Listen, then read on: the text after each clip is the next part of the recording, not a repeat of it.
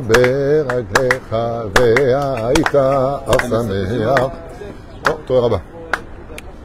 ברוכים הבאים בעזרת השם ובשם השם נעשה ונצליח pour ce 5e jour de Sukkot. Dans la Soukha de Moshe et Martine Partouche qu'on remercie. Baruch Hashem Echiat Kapaim, Toda Rabba, Hashem Varech Etchem. Yeshuot Venechamot pour cette belle matinée. Leman Shemo Be'ava, qu'Akadosh Baruch Hu Be'ezrat Hashem protège Kol Chayalenu, tous nos soldats, Kol HaChatufim Levetam, Kol Am Israël, Bishmot Tovot. Souhaitera aussi une bonne santé pour Mordechai Dre, Meir Soufan, Moratimi Akdosha Vataora, Kol Am Israël.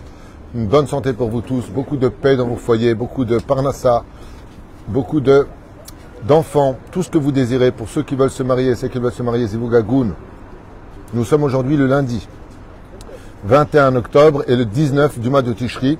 Ce chiour a été acheté ce matin par Marilyn et Yves Halimi, ou Halimi, pour l'élévation de l'âme de leur oncle Roger Mordechai Ben Yasmina Zichrono Livracha, ainsi que l'élévation de l'âme de leur maman Suzanne Myriam Bat Yasmina Alea Shalom Yiratzon, que chaque mot de Torah y allait l'Eilou Nishmatan pour cette journée extraordinaire où c'est aussi l'Eilula d'un des plus grands maîtres du judaïsme qui accompagne la pensée juive, le Gaon de Vilna, Rabbi Elomi Vilna Alea Shalom Ben Shlomo Zalman, Sroto Yagen al Kol Am Israël, sans oublier Aaron. Aujourd'hui nous avons le mérite de recevoir Aaron au Shpiz à Hamishi et nous commençons tout de suite ce shiur avec une pensée profonde pour la réussite de tout le peuple d'Israël et surtout Marilyn et Yves Halimi qui ont acheté ce shiur.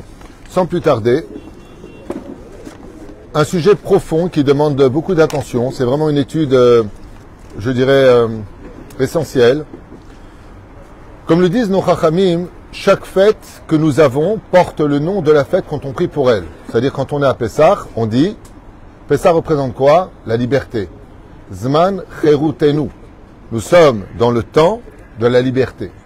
Parce que le Shem HaPoal, c'est-à-dire la raison même de la fête, exprime la libération d'un peuple qui est sorti de l'esclavage vers la liberté de prendre la Torah et d'avoir le choix de la faire ou pas. Et ça, c'est une liberté. La liberté, c'est d'être capable de ne plus écouter son Yetzer Hara, d'écouter son Yetzer Tov. Donc, on va manger de la matzah. Cette même fête où on va manger cette matzah pour nous nettoyer l'âme de l'intériorité, pour nous rendre libres. D'ailleurs, c'est ce qu'on fait dans la soukha. Pourquoi une mise à de manger, de boire dans la soukha? Le fait de boire et de manger dans la soukha, Chazal nous disent que c'est la même valeur que de manger la matzah à Pessah. La même valeur. Pourquoi? Il dit parce que ça vient réveiller la lumière intérieure de l'homme. Les Zavar Gadol. C'est un chidouche extraordinaire de savoir ça.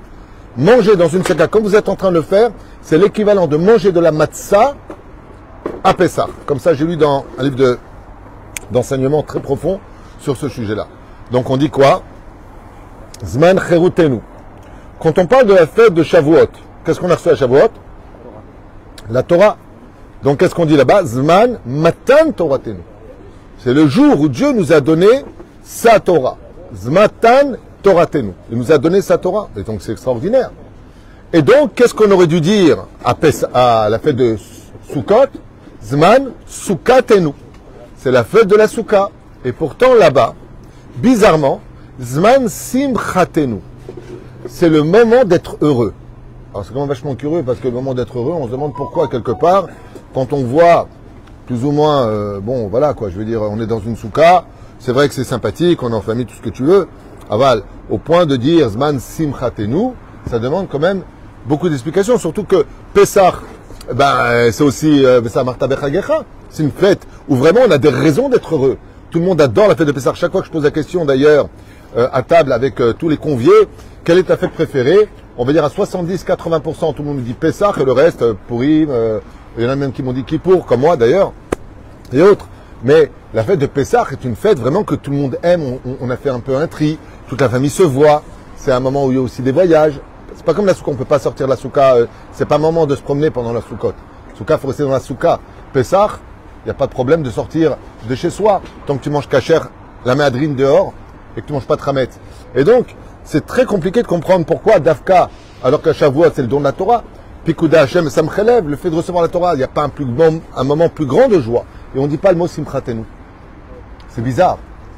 Les Chachamim nous disent, oui, je vais te dire pourquoi la fête de Pessah et la fête de Shavuot, qui sont les Shalosh Regalim, là où on montait au Beit Hamikdash, tu ne dis pas Simchatenu. Parce que la Gemara nous enseigne, dans Maseret Souka, à la page 51, que là-bas, il y avait ce qu'on appelle Bet HaShoeva, la fête de l'eau. Vous savez que Soukot est relié à la fête de l'eau. C'est là. Et là-bas, tout celui qui n'avait pas vu qu'est-ce qu'était Bet HaShoeva ne pourra jamais dire qu'il a vu c'est quoi une joie dans sa vie. C'est-à-dire que l'effervescence de joie absolue qu'on voyait à la fête de Soukot ne se lisait ni à Pessah, ni à Shavuot, ni à Purim, à aucun moment. Et pourtant, il y a marqué Laïdim Aïta Orav et Simcha. Aval Zelonachon. La fête de Shavuot dépassait tous les degrés de joie que l'esprit humain ne pouvait pas imaginer, à tel point que la Gemara nous dit celui qui n'a pas vu ça de ses propres yeux ne dit pas je me suis éclaté, je sais c'est quoi la vraie joie dans ce monde. Mais la reine, étant donné que ça se passait quand Bet HaShoeva, pendant la fête de Sukkot, alors Vesazman Simchatenu. Alors maintenant on commence déjà à plus dévoiler l'ama. Aval Simchat Neemar Alkol Shalom Regalim Ben Nikraim Al-Shem Apoal. Et c'est pour cela donc que cela demandait une réponse. Et là vous allez entendre un chidouche merveilleux pour pouvoir comprendre pourquoi Béhémet, la fête de Sukkot, Yamaké Zman Simchatenu. Mais pour cela, comme c'est marqué dans la Torah, le Kartem Lachem Peri Etz Adar Beyom Arishon, qui représente le Etrog et ensuite l'Arbat Aminim, Aval Zeu Yom Ted Vav Lachodesh. Et Chazal nous disent, mais comment il y a marqué dans la Torah, tu prendras le premier jour? C'est pas le premier jour. Ou le Kartem Beyom Arishon, le premier jour. Le premier jour, c'est quand? C'est Rosh Hashanah. C'est Tishri. Aleph Betishri. Il dit non, ce n'est pas le premier jour. Écoutez bien, essayez de suivre, c'est super important comme étude.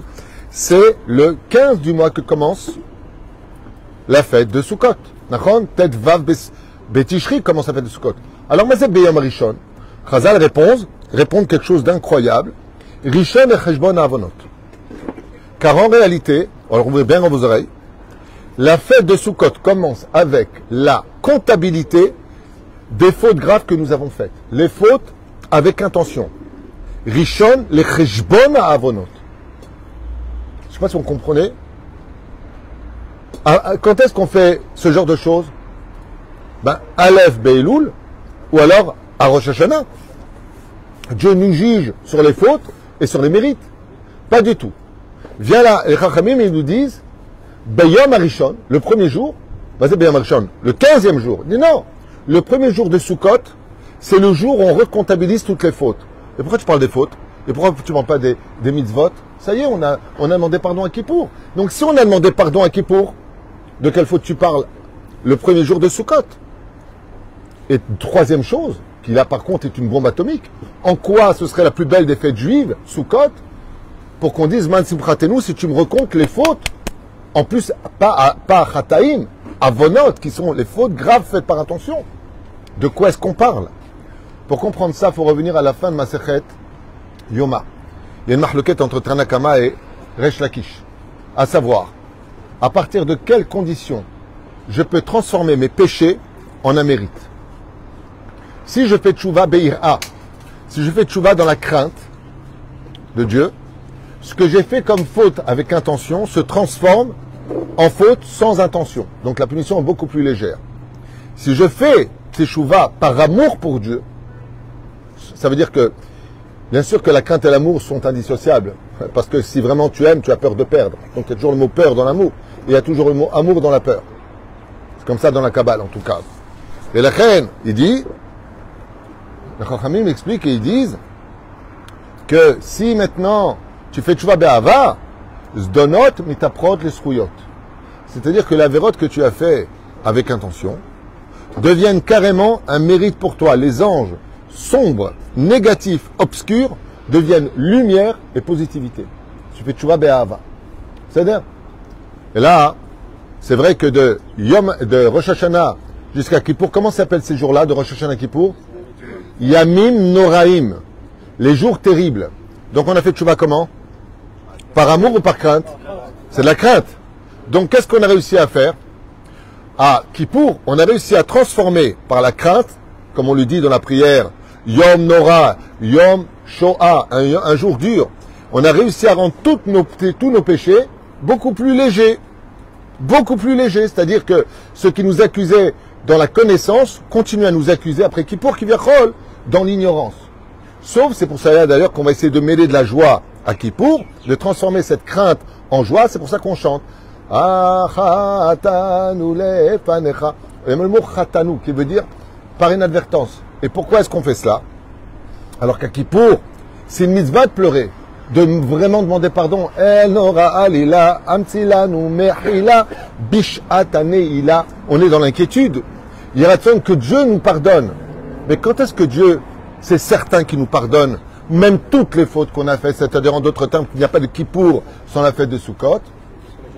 C'est le premier jour de Sukkot. Et pour cela, écoutez bien cette explication. Et il dit comme ça, écoutez bien. Le Rav Yoel de Satmar, à la Shalom, dans son livre, Sifrei Yoel, il écrit « Mais faux ». C'est extraordinaire. Mais juste avant ça, je voudrais lire en arrière.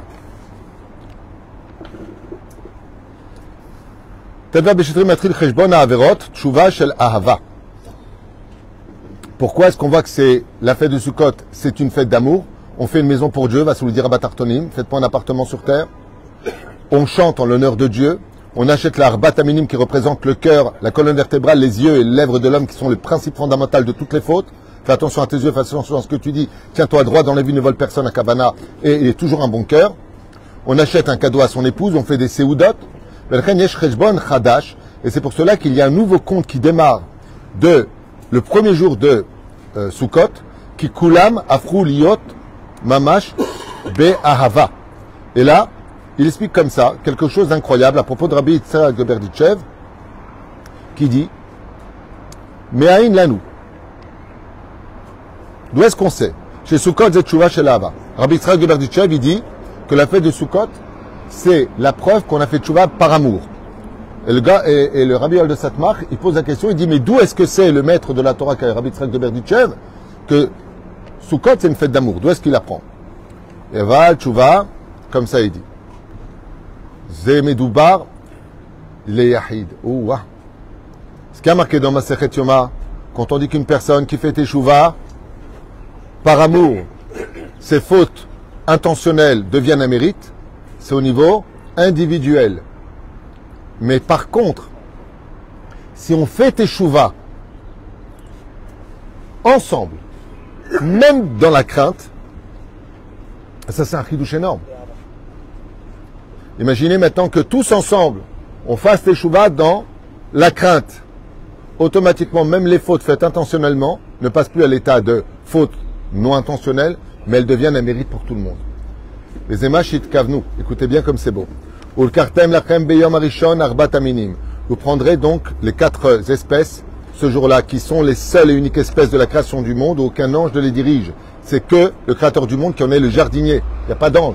Dans le Perek Shira, il n'y a aucun de ces 4 éléments-là. Ba'aguda hat, pourquoi unis? Klal shel teshuva beyachad.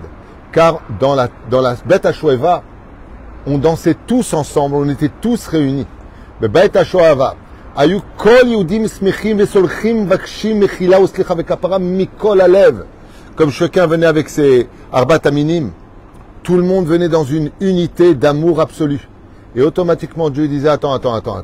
Maintenant qu'on est arrivé à la fête de Sukkot et que vous êtes tous réunis, et qu'en plus de ça, maintenant vous montez par crainte au Beth Amikdash, Manora Makomazé, Akadosh Baruch Hu, il reprend tous les comptes de Rosh Hashanah et de Kippour, le premier soir de Sukkot, et il revoit tous les comptes pour que maintenant, même les fautes qu'il y avait à payer pendant l'année de ce qu'on a été pardonné, qu'est-ce que ça veut dire? Ça veut dire que tu as cassé la vitre, tu dis pardon, on fait la paix, mais répare la vitre. La fête de Sukkot vient réparer la vitre, tu n'auras pas besoin de plus souffrir. C'est pour cela que les 168 heures qu'on passe dans la Soukha sont capables de te donner le mérite de ne pas souffrir 168 heures pendant l'année. C'est-à-dire que si tu aurais dû avoir des épreuves, il y a un temps de souffrance. Des fois tu souffres 3 jours, des fois tu souffres 2 jours. Plus tu restes dans la Soukha, il y a un compte amour. Dès que tu rentres dans la Soukha pour un homme, la femme est quitte de la Soukha, mais si elle envoie son mari et ses enfants, t'envoies la bracha. Bien sûr avec amour, hein, dis pas va là en Soukha, va dans la Soukha. Il faut avoir du mérite pour entrer dans une Soukha. Pas tout le monde a ce mérite. Il y en a qui peuvent pas, par contre, ils n'ont pas les moyens de faire une soukha. On ne peut pas parler d'eux, Ken, bien sûr. Eh bien, le temps que tu restes dans la soukha, tu passeras pas ton temps à l'hôpital. Le temps où tu passes dans la soukha, tu n'iras pas chez le médecin. Le temps, tu n'iras pas aux impôts. Tu n'iras pas. c'est Perush Hadavar pour lequel il dit ici, Be'aguda achad mesamchim u'sholchim et kulam, ve'kulam, be'ezrat Hashem margishim mamash zchut. L'effervescence était si grande et l'amour si présent qu'elle était palpable. Et le terre smechim mikol bezchut koach ha'am, et c'est ce qu'on appelle la teshuva du peuple. Le fait d'être tous réunis à Beth HaShoeva et de danser ensemble, chose qu'on ne voyait pas dans les autres fêtes, cette simcha incroyable, cette tardoute incroyable, que franchement vous pouvez vivre dans deux endroits. Moi j'ai vu ça dans deux endroits. C'est chez le Rabbi, quand on est réunis des centaines de milliers en train de danser avec les buffets et tout le monde pendant Simchat Torah, tu sens quelque chose de spécial. Et à Ouman, quand tu vas à Rosh Hashanah Ouman, cette ambiance de 60 000, 55 000 personnes, 57 000, 80 000 personnes, peu importe, dans Pushkina, Poshrina, dans cette rue, et tout le monde se dit Chag Sameach, Shana Tova, Techatem, etc. Tu sens que dans le ciel on te pardonne. C'est la force, et c'est pour cela que la fête de Sukkot est reliée à celui qui l'a initié. C'est Avraham Avinu avec ce qu'on a expliqué, l'arbre, quand il recevait ses invités, qui est digne ou pas digne de rentrer dans l'alliance d'Avraham Avinu. Mais le précurseur, c'est peut-être Abraham, mais la Souka représente quel personnage? Qu'est-ce qu'on commémore? Allez, l'Anan Kavod, et c'est qui l'Anan Kavod? Aaron HaKohen. Et pourquoi d'Afka Aaron HaKohen? Pourquoi est-ce qu'on est entouré de la Mida d'Aaron? Parce qu'il faisait le shalom entre les uns et les autres. Voilà pourquoi la fête de Sukkot est si importante. Celui qui fait Sukkot sans faire la paix, c'est comme si il a acheté un stylo en or qui n'a pas d'encre. Ton histoire ne veut rien dire. Et c'est pour cela qu'il n'y a pas de porte dans une souka. À Pessah, on dit Kol Dirfin Yete Veichol. Tout celui qui a faim, qui rentre et qui mange. Mais à souka, la souka est grandement ouverte. Pourquoi il n'y a pas de porte chez toi, Moshe? Moshe, pourquoi il n'y a pas de porte? Parce que c'est une souka. Parce que le monde, il est temporaire. Alors s'il est temporaire, gâche pas ton temps à te fâcher. Perush Hadavar, on rentre. On tape pas à la porte dans une souka. Il y a des soukottes avec des portes, c'est sûr. Mais de façon générale, nos soukottes, bon voilà quoi. C'est un tissu, tu l'enlèves. Il n'y a pas besoin d'apporter un serrurier pour ouvrir une souka.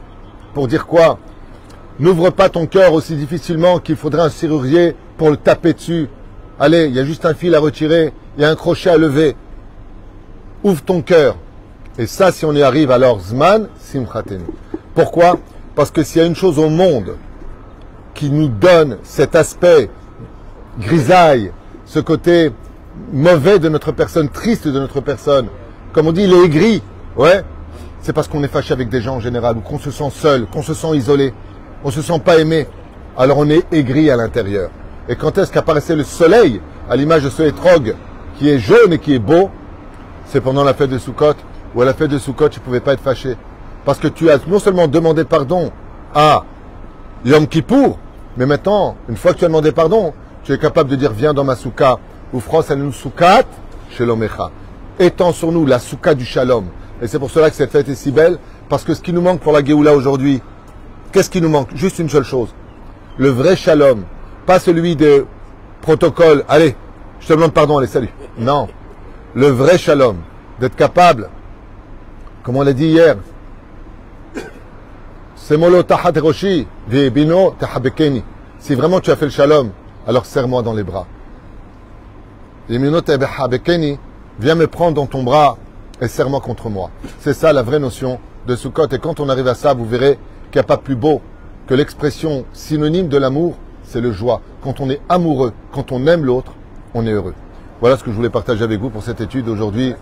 Ezrat Hashem, en essayant d'aller assez vite, je suis racheté pour l'élévation de l'âme de Roger Mordechai Ben Yasmina Alav Shalom, ainsi que leur maman Suzanne Iriam Bat Yasmina.